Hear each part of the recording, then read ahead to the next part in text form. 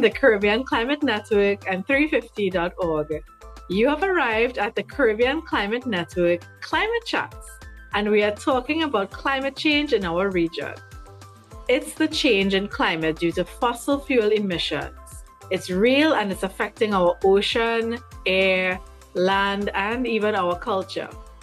We are here today as our introductory podcast episode, and I'm joined by Princess Avian Charles, and my name is Katrina Khan Roberts, and we're both from Trinidad and Tobago in the Caribbean. And today is just a little introductory video so that we can ease you into what we're going to be discussing in this podcast. So, Princess, what do you think making people want to watch this podcast? What makes it unique? For one, it comes from a Caribbean perspective, and very often we do not have that level of representation where persons within the region can see content and podcasts like this and be able to say, hey, I connect to that. And I connect to the lived experiences and realities of persons in the Caribbean like myself. So I think that is something that particularly stands out. I also think it's good for the wider world to also see persons like us speak to the experiences that we have, but also the experiences in our communities. So it speaks largely to representation. And as much as we speak about inclusion and having our voices heard, we have to create these spaces like this for that to be able to happen and for that to connect to the wider audience. So I definitely believe that spaces like this truly help foster that type of engagement and connection to other countries and areas who may have different experiences than ours, but can also see the connections to the wider scope of climate change and the things that we need to do to take immediate action. Exactly. And that's why I think the Caribbean Climate Network is so unique, right? Because the Caribbean region in itself, we are so blended. Like, we have so many different cultures just based on our, historical past, so many languages. We're continental, we're SIDS, we're all these wonderful things mixed up in one. And sometimes we don't get represented on that global stage. When it comes to climate change specifically as well, we know that, we were making such great progress. And then suddenly the world was just thrown into disarray again with regard to, humans understanding what fossil fuels are doing to our nature, to our atmosphere, what exactly climate change is. It's like we've just gone in rewind.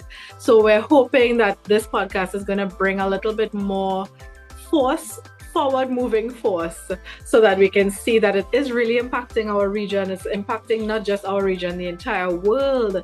And hopefully we can come up with some solutions after we've done discussing exactly what it is and laying that foundation.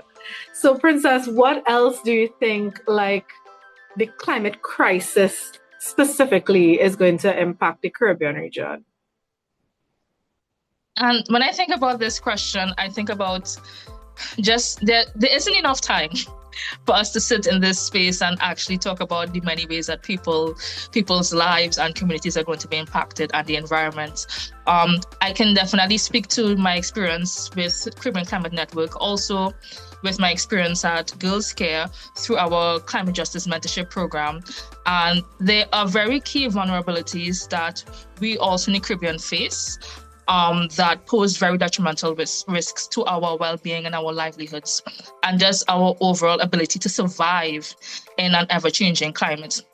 For young girls and women in particular, for example, they have disproportionate risks because of the gender disparities that they face, as well as the exacerbated effects from climate.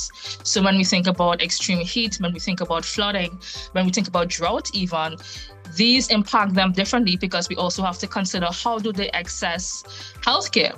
How do they access the necessary resources for hygiene products, right? How do they access the ability to sustain themselves? And then also acknowledging that there is a particular care burden that are placed on girls and women because of the gender dynamics of it all. How does that then relate to them in a climate crisis and disaster?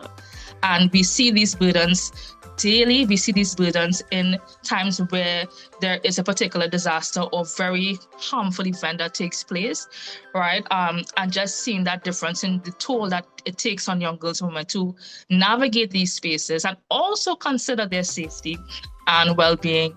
I also think too, the work that I've done with Caribbean feminists as well, and just understanding the dynamics of labor into that whole perspective, that there are workers who have to continue to navigate these spaces for their livelihoods. And so when a climate disaster happens, this can largely impact their ability to produce goods, to sell their goods, to work. Some people have issues when there's extreme flooding. How do they commute to work? For persons who travel or who work outdoors, how do they navigate a situation where there's extreme heat? How does that impact their ability to be safe in those conditions? So these things aren't exempt from us in the Caribbean. These things are actually of greater concern in many ways, because we can see that the impacts from the global north hit us so tremendously, yet the solutions and protections do not match that. And so we have to, many times on our own, fight for resources and fight to generate ways of building that allows us to have solidarity, but also allows us to have that level of protection, have that level of resilience within our groups and amongst each other to keep ourselves safe. Exactly. And so that's the human aspect. And what I focus on is the natural aspect, because we have an intrinsic value with nature. Why is it that we have to be out competing other life forms on this planet?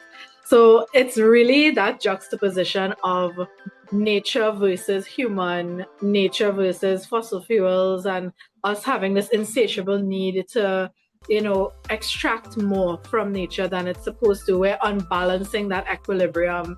We're putting outputs that are unnatural. We are disrupting the systems and the cycles that are already in place, be it the water cycle, the carbon cycle. So all of those things, and of course, they are rooted in science.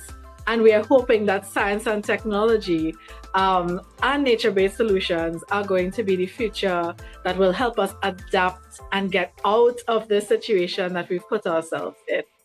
So that's the interesting thing about being in the Caribbean region, because we have that creativity and knack for finding solutions, even in the most desperate times.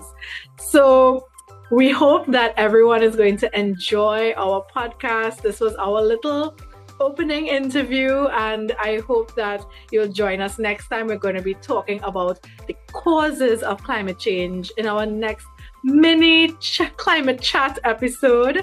So thank you again so much, Princess. It was a pleasure as always, and we see you again in the next episode. Bye. Bye.